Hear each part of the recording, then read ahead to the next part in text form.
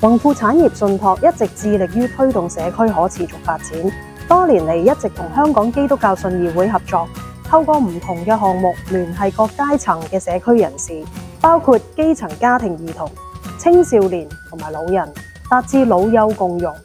今年我哋繼續同香港信義會合作，更有幸得到星展銀行嘅全力支持，為青少年提供創業培訓同埋市集營運嘅經驗。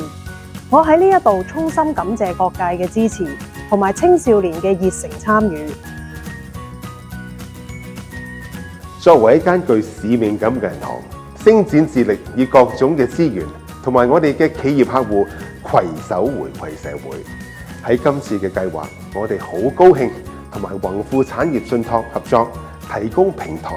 俾青少年親身體驗到創業嘅過程，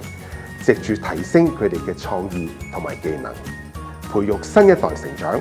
並推動社會嘅可持續發展。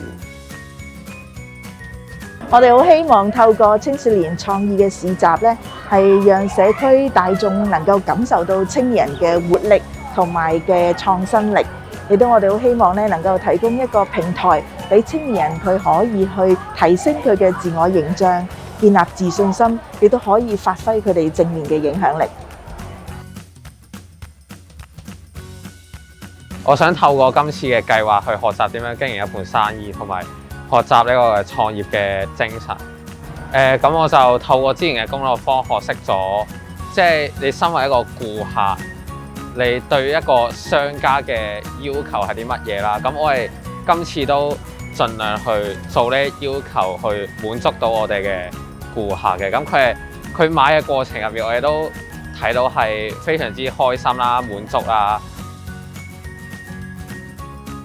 我覺得成個計劃係一個好好嘅工作機會，好玩又學到嘢。喺第一日嗰陣，我哋與朋友就係有啲意見嘅分歧啦，所以我哋就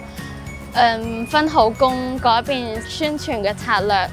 就攞住嗰個聖誕嘅啷啷喺度響，吸引人哋嘅注意。喺書本上面學唔到嘅經驗。